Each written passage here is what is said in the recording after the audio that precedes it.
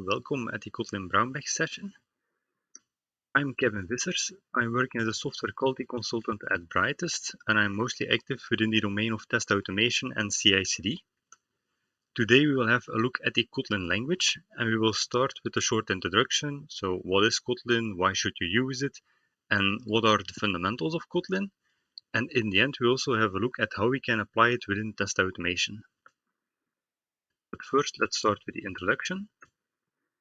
Kotlin is a programming language which is designed by JetBrains. The project started in 2010, but their first official release was in 2016. And since 2019, Kotlin is the preferred language for Android development. And since then, it has a quickly growing community. The language itself is open source, so everyone can use it. It's interoperable with Java. You can use it for both object-oriented programming and functional programming. And you can use it to compile to multiple targets, so Android, server-side, web, and even data science. Why should you use it? Mostly because it has some benefits over Java. It removes a lot of boilerplate code. So when you write a program in Kotlin, it will be 40% less code than when you have written it in Java. It's also very strict on type safety, so especially on nullability, and you can use smart casting. And in my opinion, it's also quite easy to pick up. Since it is built on top of Java, it will run on Windows, Linux, and macOS. You can also use it for between cross-platform layers. So you can share logic between web, mobile, and desktop applications, and it's compatible with the Java ecosystem. And within test automation, you can build very powerful domain-specific languages. You can create clean page object models. And since it's compatible with Java, you can use your favorite libraries like Appium and Selenium. Now we will go to the fundamentals. This is a very basic program in Java. It will just write hello Java to the console. But as you can see, you have to write quite a lot of code to do that. You have to define a main class, then you have to define a main method, and in that method you can write your hello world. If we write the same program in Kotlin, it will look like this. So as you can see, you don't have to put semicolons. There is no top-level class definition. You don't have to specify a return type when you don't really return anything. There is no visibility modifier because in Kotlin by default everything is public, and you don't have to write final because all classes are also final by default. Then we will go a bit deeper and look at variables. A variable in Kotlin is very similar to a variable in TypeScript. So you have mutable and immutable variables. The immutable ones are called val. The mutable ones are called var. If you are not sure which one to use, I would say use val, that's safer. But after the keyword, you have to write the name of the variable, followed by the type and then the value. And Kotlin is also smart enough to infer the typing, so you don't have to write the type explicitly. And we will look at types itself. The types in Kotlin are basically the same as the ones in Java. So you can define decimals, floating points, or text. When you want to use decimals and you want to define a long, then you can write a capital L behind the value, and then Kotlin will know, okay, this is a long. And for floating points, if you want to define a float, you can write a capital F behind it. Then Kotlin knows, okay, this is a float. Then there are also some special notations. So if you want to use hexadecimal values, you can use 0x. If you want to use binary values, you can write 0b. At the moment, there's no support for octoliterals yet. But another cool thing is that inside your decimals, you can write spaces. And a space won't do anything, but it will make the code much easier to read. And Kotlin also has support for unsigned variables, and when you can define them by writing a capital U behind them. Then, as I said in the beginning, Kotlin is quite strict on typing and also on nullable. So by default, a variable can't be null in Kotlin. If you try to do that, it will return a compilation error. If you do want to store null in a variable, you have to explicitly tell it to Kotlin by writing a question mark behind the data type, and then you can store null inside your variables. But since Kotlin doesn't really like that, you can't use that variable anymore as you would expect. So if I want to call a method on that variable, it will also return a compilation error. So if I want to if I want to call methods on this variable, I have to use save calls. And the most easiest one is the save call itself. So that's by writing a question mark behind the variable. And then this method will only be called when the value is not null. If the value is null, the return type will also be null. If you don't want that, if you want to store a default value in it, then you can use an else operator. So in this case, if counter is null, it will return the value null instead of the literal null. And then if you're 100% sure that the value will never be null, then you can use the 2 exclamation marks, and then you will always execute this method. Of course, if counter would be null at some point, then you will get a null pointer exception. So this is really not recommended to do. Now, because Kotlin is so strict on it, it also has something built in to avoid usage of null. And why should you try to do that? Here I created a very simple test. And in this test, I defined a driver, which can be nullable, but I forgot to initialize the driver. So my driver is null.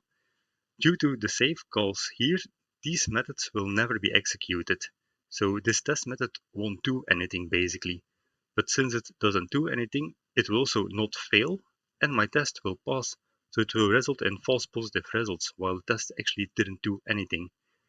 So to prevent this, you can use late init variables in Kotlin. And with the late init variable, you basically promise Kotlin that you will initialize the driver afterwards. If you won't do it and you call it like this, when the driver is initialized, this will work perfectly. If the driver is not initialized, it will throw us an exception. And when it throws an exception, the test will fail and we don't have false positive results anymore. So this is much safer to use than when using null. Then we will have a look at the functions. A function in Kotlin is defined by using the fun keyword, followed by the name of the function and the variables, and in the end the return type, so also very similar to TypeScript. In Kotlin you have to type a unit, which is basically a void in Java, and if your function returns unit, or if it returns nothing, then you also don't have to define it. So then you can omit it. And another useful thing in Kotlin is that you can use the string template, which means that you can use variables directly in your strings by putting a $sign in front of it, which can also be quite handy. In Kotlin, a method can also, or a parameter of a method can also have a default value. So for example, in this case, I say the default country is Belgium. And in that case, when I call the method without providing a country name, it will use Belgium instead. You can also use single expressions, so you can assign it directly. And when you do that, you also don't have to define the return type. It can infer it again. And classes. When we look at the class in Kotlin, you will see that you don't have to write public final, because all classes in Kotlin are by default public final. If you want to make them private, you have to write it explicitly. Also, in Kotlin, you don't have to define the backing fields, so the language will generate them for you. You only have to define the properties. And when you define a property, you can initialize the getter value immediately, or you can do it explicitly afterwards. Also, when you only need a getter, you can call it val. If you need a getter and a setter, you have to define a var. I think that's the most important about classes. Then classes can also have a primary constructor, and inside your primary constructor, you can also define variables. So you don't have to pass it as arguments and store them afterwards. You can just say, my class has 2 properties, first name and last name, and I want to set them in my primary constructor. So that's also possible. Yeah, and functions are the same as we just saw. If you want to create an instance of your class, you don't have to use the new keyword. So that's different to other programming languages. You can just call the class name directly. And the arguments of your class, you can name them to make it more easier to read. Then in Kotlin, we also have some special classes. I think the most important one is the data class. And as the name says, a data class is used to store data. The features of a data class is that it will automatically generate an equals, a hash code, and a toString method, which is quite decent.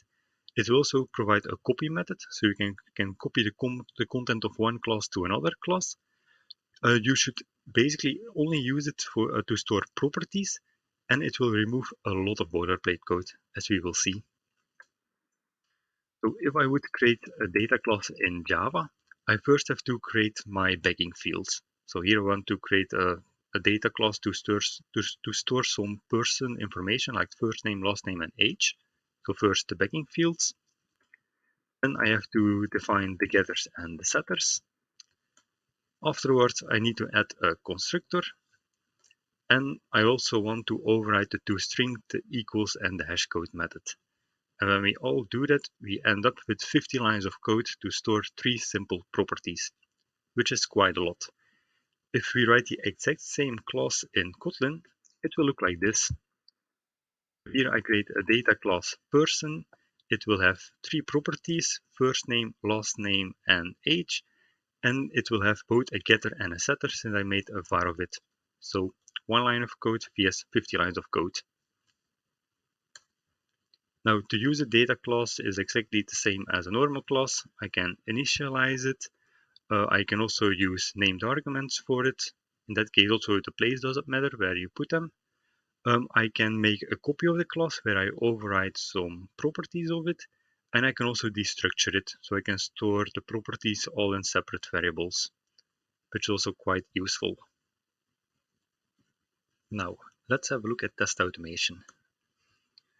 Kotlin is especially useful for test automation because it's inspired by functional programming, which means that it has support for higher order functions. You can use extension methods, infix functions, sealed classes, and so on. That also means that you can create very clean page objects by using type-safe builders. You can build your own custom domain-specific language when you use infix functions, and you can use it for data-driven testing by making use of sealed classes. In practice, this means that test creation goes much faster, tests are more readable, and in my opinion, it's also a bit easier to pick up for new people. Let's first have a look at the page object models. So a page object model represents one screen in your application. So it's the mapping of the elements on the screen like buttons, text fields, labels, and so on, and their identifiers. Within Kotlin, we can use type-safe builders to visualize the scope of the screen. So in that case, only the elements within of that screen are displayed within the scope or are available within the scope. When we look at a default page object, it will look like this. So we create an instance of the page object model, for example, login screen, and then on the login screen, we can call the username field, password field, and login button and do some actions on it. Then we go to the next screen, which is the home screen, and so on. So this works, but it's not very readable. In Kotlin, we can create the same thing, but it will look like this. So here you will clearly see on my login screen, I will send keys to my username field. I will also send keys to my password field, and I will click the login button. Then my screen ended, and I will go to the home screen where I perform an assertion, and so on. And now we will have a look at the code itself. So here I created a very basic screen, similar to the one which we saw before. So it contains a username field, a password field, and a login button, and a function click, where we use the Selenium WebDriver to click an element. When we use this in a test, it will look like this. So I create an instance of my driver. I will create an instance of the basic screen where I pass the driver as an argument, and then I can use the click method on the login button of that screen. This will perfectly work, but yeah, it's not very readable. So when we go a step further, we can make use of a base screen. So here I defined a base screen which stores the driver. Then my basic screen will extend the base screen, so it already knows the driver. So here I again defined the username field, password field, and login button. But now in my click method, I don't have to provide the driver anymore because it's already known on the base screen, and I can use it directly. Then also, which I forgot to mention, I also created a type-safe builder. So here I created a function, also called basic screen, which takes the driver and a lambda expression with a set of actions which I want to perform on the basic screen. Then within this function, I create an instance of the basic screen and I perform the actions on that screen. And when we write something like this, we can use it like this in Kotlin. So now I again created my driver. I call the function basic screen where I pass the driver, and then I call the click method where I provide the login button, which is already much more readable than this. Now we can go one step further, and here I also defined a basic test base. So my test itself will extend from this test base where I defined the driver, and then in my type-safe builder, I extended on the basic test base. So by doing that, driver will be known inside this function, and when I rewrite this part a bit, I can also write it like this. So now on my class that I created, I have to write one extra line of code, which will make it possible to write my page objects like this. So again, I initialize my driver, and then I call my better basic screen where I perform some actions on it, which is much more clear than this. So it's very clear where your screen ends and another screen starts. So that's it for page object models. Then we will have a look at a domain-specific language. So a domain-specific language is a custom language which you can define within Kotlin specifically for your content. And it can be used to create readable and intuitive tests. It can be Cucumber-like, but it can also be something totally different. That's up to you.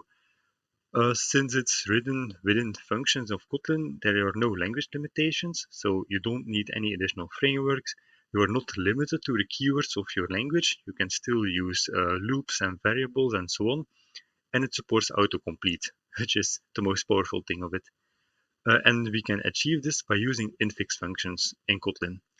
And an infix function is basically a function with a receiver which expects exactly one argument. Not 2, not 0, but exactly 1.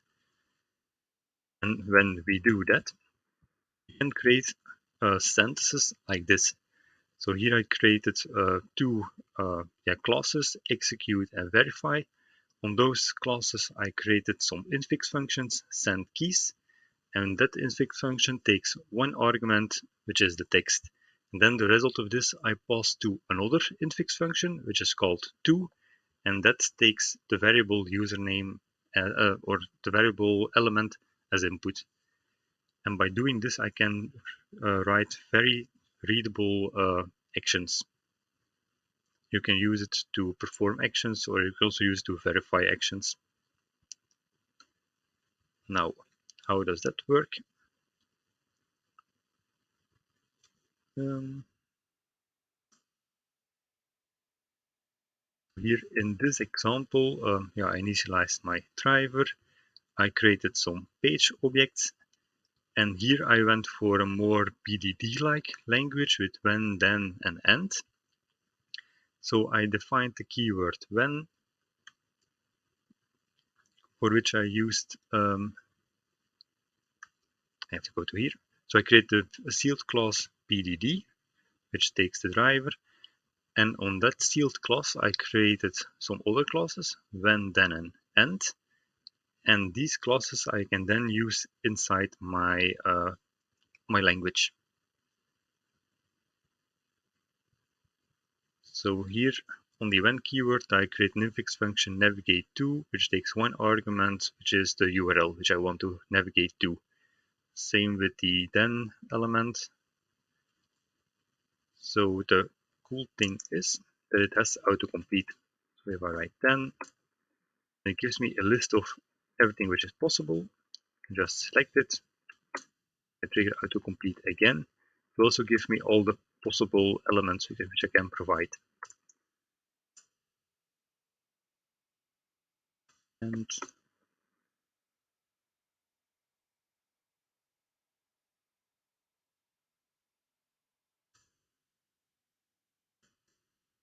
so like this. And yeah, by writing code like this, you can create your test very quickly. So it's much easier than when you write it the old school way.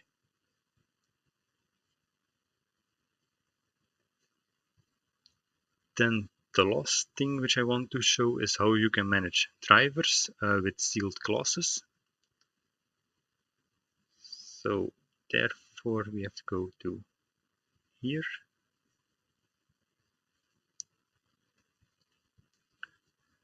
So I created a sealed class driver settings, and that sealed class has two inner classes, Chrome driver settings and Edge driver settings. Within these data classes, on the Chrome driver, I can provide a Chrome driver path. For Edge driver, I can provide an Edge driver path. They can have the same properties, but they can also have totally different properties. That doesn't really matter. But by doing this, in my driver itself, I can create a function createDriver, which takes an instance of the sealed class driver settings, and then based on the inner class which I provide, Chrome driver settings or Edge driver settings, I can do some configuration. And by doing this, I can create as much as different types of driver as I want. So for the end user, it will be quite simple to use. Because in my test itself, when I initialize the driver, I just have to say it's an Edge driver, or it's a Chrome driver, or a Firefox driver, and the driver itself will do everything else for it. So that's the power of sealed classes.